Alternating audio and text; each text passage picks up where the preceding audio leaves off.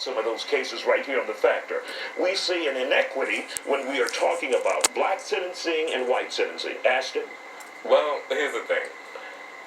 This, like with the bail reform we have coming up, nobody deserves to spend 6 months in jail for stealing a Snicker bar, right?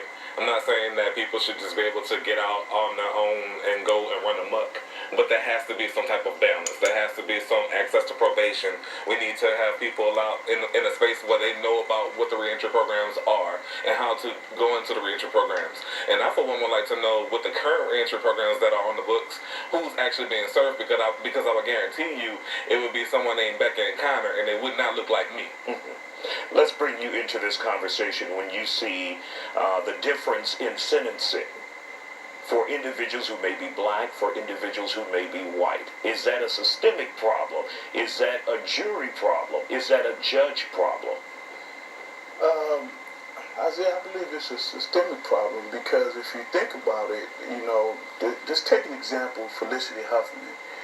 She paid for her child to go to school, and it was fraud. She only got 14 days, and out of those 14 days, she's outside visiting her family. Well, I did federal time. I didn't get to go outside and see none of my family. And I think it's more so, the more you can afford to pay into and I'll say the good old boy system, because the legal system is comprised of a bunch of, you know, people who are they all stick together, I believe. And if you can afford to pay one person that can talk to this person for you and that person for you, it'll reduce your crime. But if you have to go through getting a free attorney, Public defenders, and appointed, attorneys. yeah, if you get appointed, or even if you pay for an attorney, but you don't have the money to pay the prices that they actually charge. I mean, you think about it.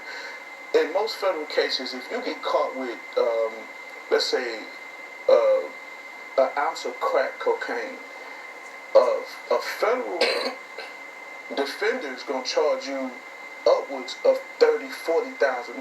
Well, most people who have an ounce of crack cocaine, just an ounce, they're not making that kind of money. So, of course, they're going to get 25, 30, 40 years, whereas if I was somebody who could go get Dick DeGuerin, isn't that how legalized slavery works, though? Exactly. Right? You think about the systemic racism, the institutional racism that fuels these policies, and until we get people who actually look like us, I'm not talking about people like Ben Carson, right? I'm talking about people who can actually identify with the plight of what it's like to go to jail for a week and get out and be evicted from your home and lose everything you have, because a lot of people here in Houston are transient. And these are not, we don't have big savings accounts. We live paycheck to paycheck.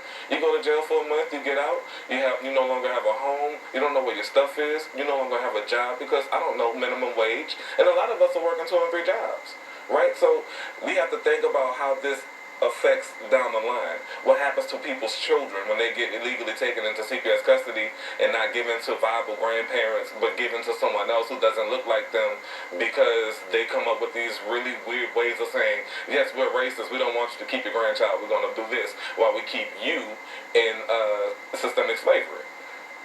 That's what it is. Now, when you say there should be change in people who could understand your plight and maybe look like you, where will those people go in the system?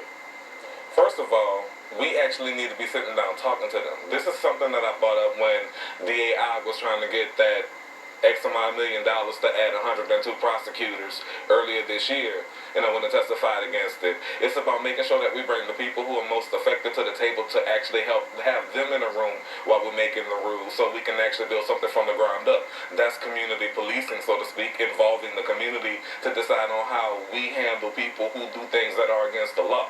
Yes, we are a land of laws. However, some people seem to get more favor than others, and that's what's called white privilege. It could be financial privilege as well, but your whiteness is what gets you over. It's what allows you to be mediocre, go to jail, get a DUI, and then they can disappear. Did we see that in the Amber Geiger case, specifically when we saw the judge go down there and hug her as well? Oh, of course. We saw that. This is a black judge hugging her. It just kind of gave me that whole Miss Millie vibe going on. It's like nobody wants to talk about